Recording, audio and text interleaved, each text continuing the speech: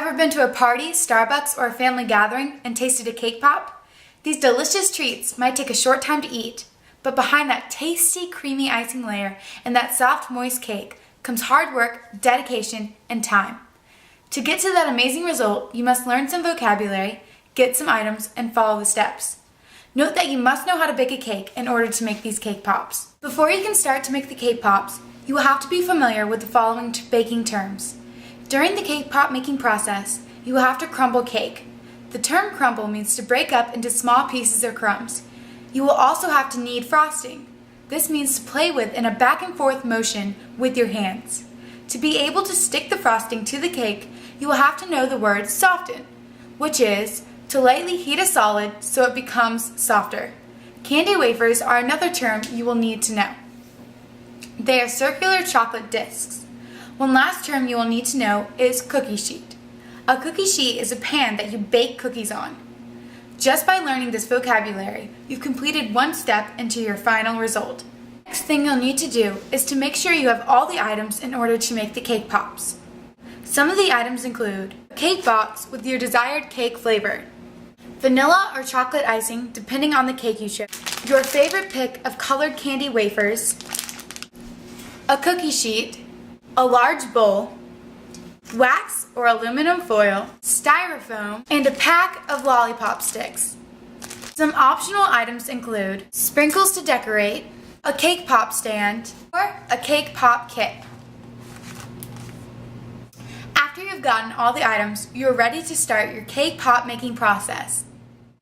The first step to start off this process is to bake a cake following the instructions on the cake box you picked out. Once done, let it cool for 15 minutes.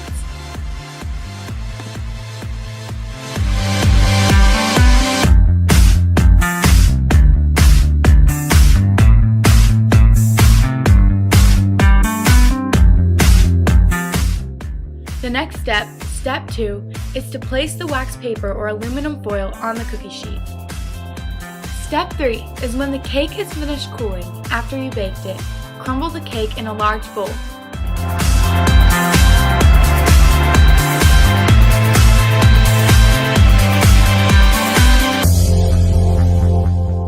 Next, step 4, take a tablespoon scoop of icing, place it in a microwave-safe bowl, and soften it, which will be about 15 seconds. You will need to repeat this step 2 more times. After softening the icing, step 5, pour it into the bowl that holds the crumbled cake. Knead the frosting and cake together until it is all mixed together. Try sticking the cake together. If it does not stick, then add more frosting. Step 6, you will make 1 to 2 inch size balls by taking the icing cake mixture and squeezing it together to form small spheres. Place them on the cookie sheet.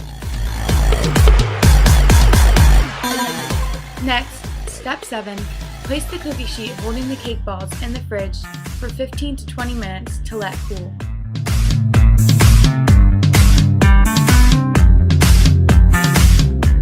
In step 8, you will need to place some of your candy wafers in a microwave-safe bowl and microwave at 30 seconds at a time to get them melted. Remember to stir the wafers each time you take them out of the microwave. Step 9, you will remove the cake balls from the fridge and then dip the tips of the lollipop sticks into the melted wafers. Stick the sticks no more than halfway through the cake balls. Let them set for 1 to 2 minutes. In step 10, you will pick up the cake pops by the stick and dip them into the wafers. Gently slide the cake pop around the bowl and rotate it while doing so. Use a spoon to help get the icing on it. If you want to add sprinkles or decorations, do so here. Poke the cake pops into the styrofoam and place the styrofoam in the fridge when finished for 20 minutes.